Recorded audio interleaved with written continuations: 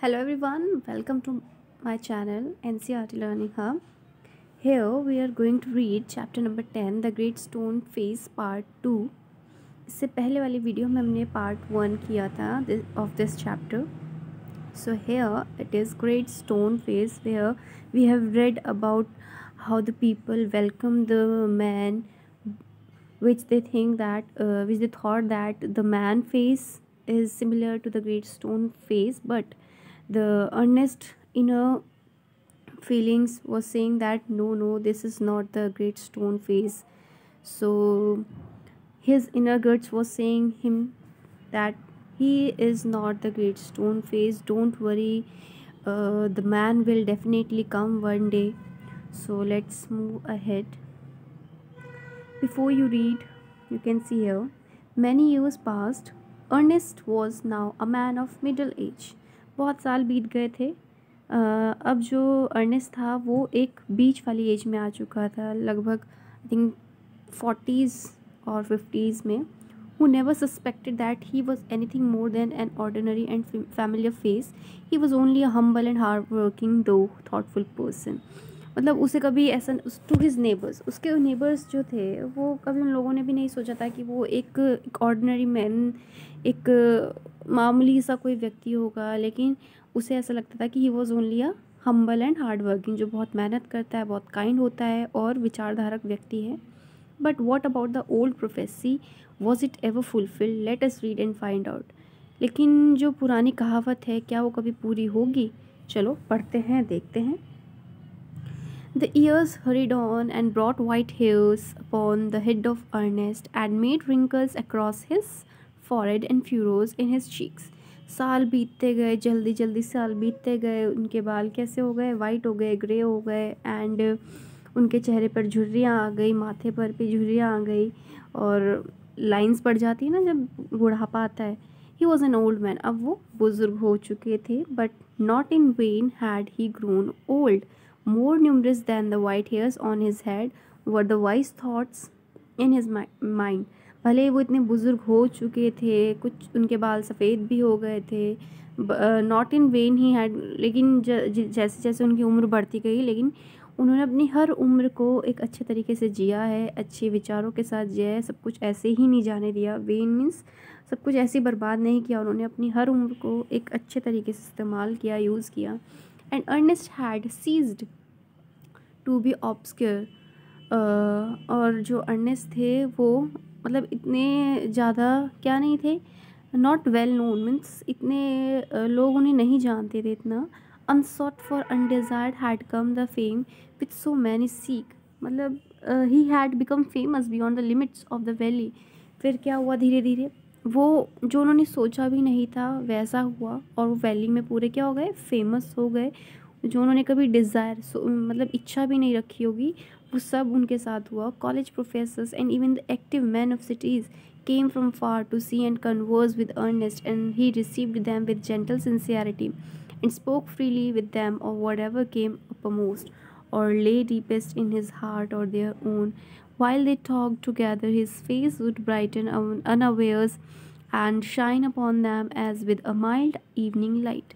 College के professors जो cities में बहुत एक्टिव लोग थे, और लोग दूर दूर से लोग उनसे बात करने के लिए आए, मिलने के लिए आए अर्नेस्ट से, और बड़े ही प्यार से, समझदारी से, सिंसियरिटी के साथ वो उनसे मिला, उन्हें रिसीव किया और बड़े ही प्यार से उन सबको वेलकम भी किया. और लोगों के दिल में क्या छूट गई थी, उनकी एक छाप छूट गई थी, और their deepest in his heart और their own. While they talk together, जब सब बैठ कर बातें कर रहे थे, उनका जो फेस था वो चमक रहा था. Unawares and shines upon them. मतलब उन्हें भी खुद नहीं पता था कि उनके चेहरे पे जो चमक थी, जैसे शाम के समय एक चमक रहती है ना, वैसी वाली. While Ernest had been growing old, जैसे जैसे अर्नेस्ट बुजुर्ग हो रहे थे, God had granted a new poet to this earth. जैसे जैसे वो बुजुर्ग हो रहे थे तो वहाँ पर एक पोएट आए उस जगह पर. He too was a native of the valley, वो भी वहीं के रहने वाले थे, but had spend the greater part of his life in distant cities. लेकिन उन्होंने अपनी ज़िंदगी का आधे से ज़्यादा समय कहीं दूसरी सिटी में व्यतीत किया था. pouring out his sweet music everywhere. वो हर जगह बस अपना sweet music छोड़े जा रहे थे. Neither was the great stone face forgotten, for the poet had celebrated it in a poem. ना ही ग्रेट स्टोन वो भूले थे और उस पोएट ने celebrated it in a poem, और उन्होंने अपनी पोएम में भी उसके बारे में जिक्र किया है. The songs of this poet found their way to Ernest. और इन पोएट के जो सॉन्ग्स थे उन्होंने अपना रास्ता ढूंढ लिया था अर्नेस्ट तक. He read them after his customary toil, मतलब seated on the bench before his cottage door. क्या होता था, अर्नेस्ट अपने काम के बाद, जो यूजुअल उनका काम हुआ करता था, उसके बाद वो ये पोएम्स पढ़ा करते थे अपने घर के बाहर की बेंच पर बैठकर. As he read he lifted his eyes to the mountain. जब जब वो पढ़ते तो वो अपनी आंखें उठाकर माउंटेन की तरफ देखते. Oh great stone face, he said. Ernest ने कहा, is not this man worthy to be your likeness. क्या ये जो व्यक्ति है जिसने कविताएं लिखी, क्या तुम्हारे लायक है या तुम्हारी तरह दिखता है? The face seem to smile but did not answer. ऐसा लग रहा था अर्नेस्ट को जैसे कि जो ग्रेट स्टोन फेस है वो स्माइल तो कर रहा है लेकिन उसके सवाल का जवाब नहीं दे रहा है. Now it happened that the poet, though he lived so far away, had not only heard of Ernest but had thought much about his character and wished to meet this man whose wisdom walked hand in hand with the noble simplicity of his life. इस poet ने भी Ernest के बारे में सुना था. दूर दूर तक अर्नेस्ट के कैरेक्टर के बारे में चर्चाएं थी. तो पोएट की भी इच्छा हुई कि वो अर्नेस्ट से मिले आकर. उसकी simplicity of this his life he wants to सी.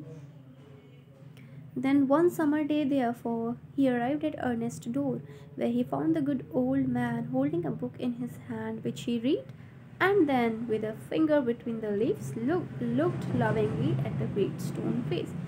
एक गर्मी के समय की बात है. वो पोएट अर्नेस्ट के दरवाजे पर आया, पहुंचा वहाँ पर जहाँ की उन्होंने देखा कि एक good old man holding a book, एक बुजुर्ग व्यक्ति के हाथ में एक बुक है उनके हाथों में, जो कि उसको रीड कर रहे हैं. And with the finger between the leaves looked lovingly at the great stone face. और बड़े ही प्यार से उनके हाथों में लीव्स हैं और वो ग्रेट स्टोन फेस की तरफ बहुत ही प्यार से देख रहे हैं. तो good evening said the poet. जब पोएट वहाँ पहुँचे तो उन्होंने कहा, good evening, can you give a traveller और नाइट शेल्टर. क्या एक ट्रैवलर को आप रात के लिए एक शेल्टर दे सकते हैं, छत दे सकते हैं ठहरने के लिए? Gladly answered Ernest. अर्नेस्ट ने बड़े ही प्यार से जवाब दिया. And then he added smiling, I think I never saw the great stone Face look so hospitably at a stranger. तो उन्होंने कहा कि मैंने कभी ग्रेट स्टोन फेस को इतने प्यार से एक स्ट्रेंजर की तरफ देखते हुए नहीं देखा है. मैं हैरान हूँ. You can see here Ernest. This is Ernest. The man sitting here, this is the Ernest, and this is the poet. ये poet है and he is Ernest, who is reading books. You can see in his hand. So the poet sat down beside him. वो उसी के बगल में बैठ गए. And he and Ernest talked together. वो दोनों बातें करने लगे. Never before had the poet talked with a man like Ernest. इस पोएट ने आज से पहले कभी ऐसे व्यक्ति से बात नहीं करी थी जैसे कि अर्नेस्ट से वो बातें कर रहे थे. So wise and gentle and kind. इतना विनम्र, इतना दयालुता इस व्यक्ति में है.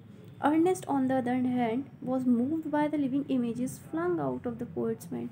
और जो अर्नेस्ट थे वो दूसरी साइड क्या कर रहे हैं, वो एक अपने विचारों में खो गए हैं और पोएट के बारे में सोच रहे हैं. As Ernest listen to the poet he imagine that the great stone face was bending forward to listen to. जब वो अर्नेस्ट जो थे पोएट को सुन रहे थे तो उन्होंने इमेजिन किया कि जो ग्रेट स्टोन फेस है वो भी क्या हो रहा है, पोएट की बातों को सुन रहा है झुक कर. He gazed into the poet's eyes. उसने अर्नेस्ट ने पोएट की आंखों में झाँक कर देखा.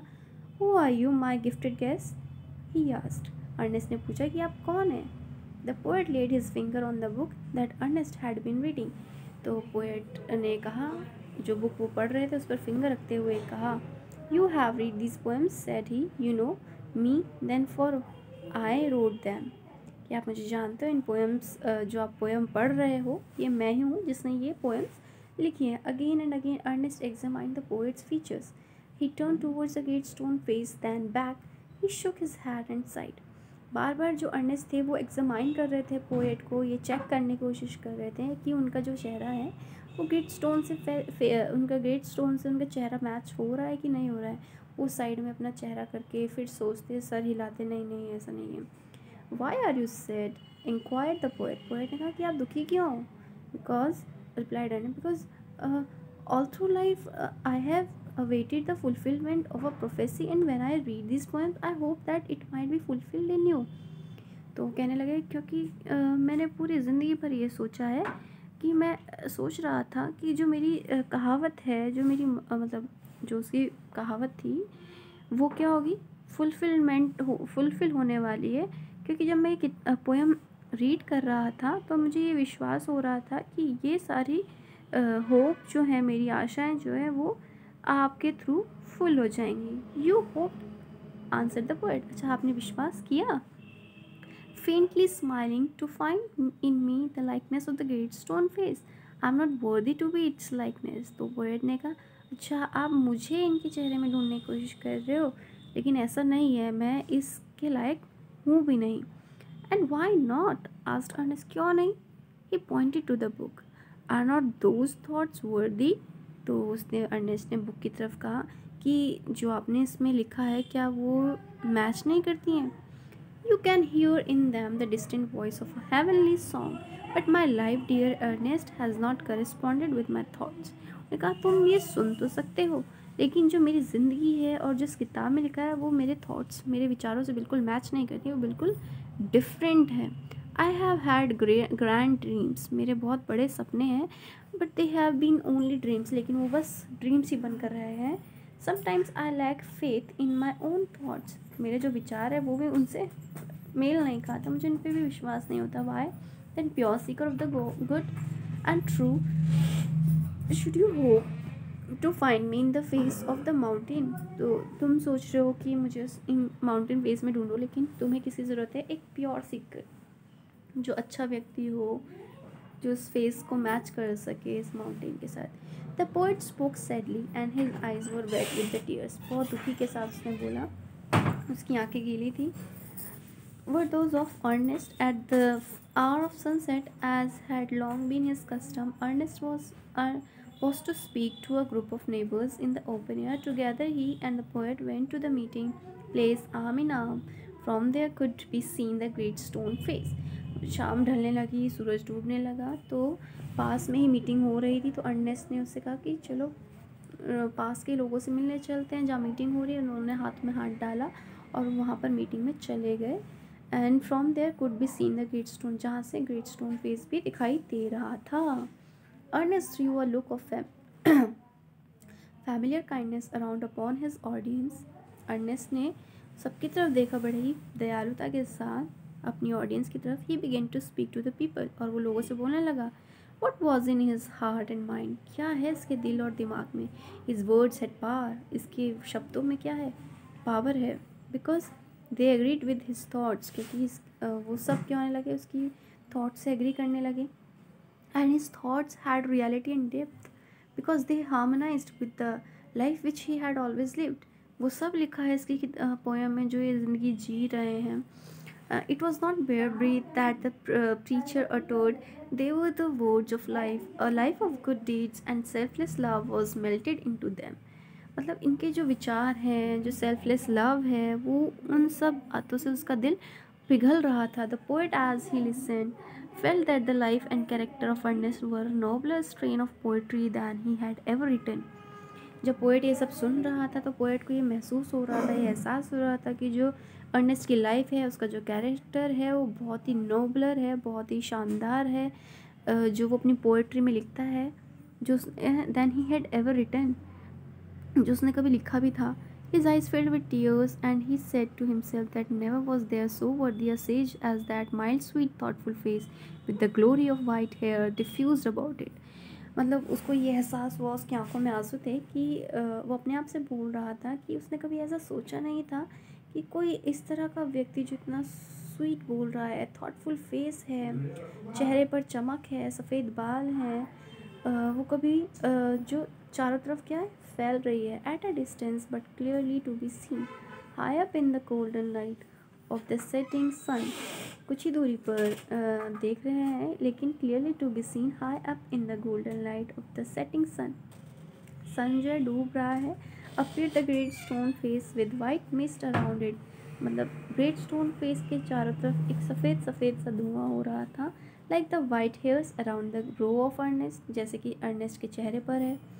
At that moment, Ernest's face took on an expression so grand that the poet was moved to throw his arms up and shout, "Behold, behold!" मतलब poet को ये महसूस हो चुका था कि ये जो अर्नेस्ट है वो कौन है, वही ग्रेट स्टोन फेस से मैच करता है, क्योंकि वो उस चेहरे को ग्रेट स्टोन से मैच कर रहा था. उसके बाल, उसका चेहरा, रिंकल्स भरा हुआ, उसके थॉट्स जो एक पॉजिटिविटी लाते हैं. तो वो कहता है सबको हाथ उठाकर, रुको रुको, Ernest is himself the likeness of the great stone face. Ernest वही व्यक्ति है जो ग्रेट स्टोन फेस से मैच हो रहा है, रुक जाओ.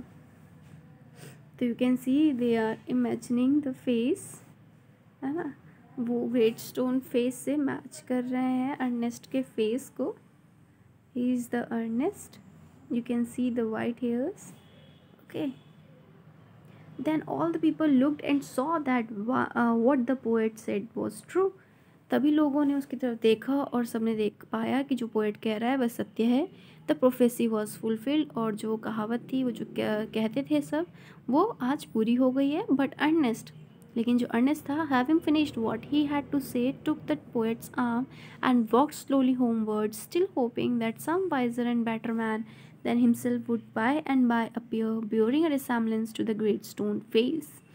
लेकिन जो अर्नेस्ट था वो अपनी बात ख़त्म करके पोएट्स की आर्म्स में आर्म डालकर धीरे धीरे घर की ओर चला, और अभी भी उसे विश्वास यही था कि कोई और व्यक्ति आएगा जो बहुत वाइजर होगा, बेटर मैन होगा, उससे ज़्यादा अच्छा होगा, और एक दिन फिर कोई दिखाई देगा जो ग्रेट स्टोन फेस से मैच करेगा.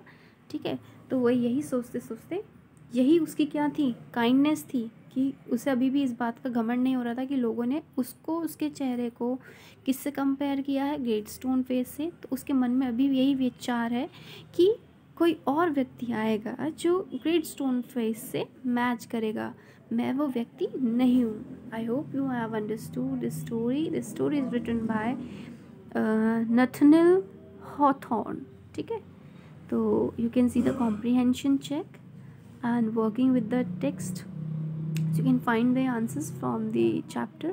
I hope you like the story. Like and subscribe the channel to get all the videos. Bye bye, take care.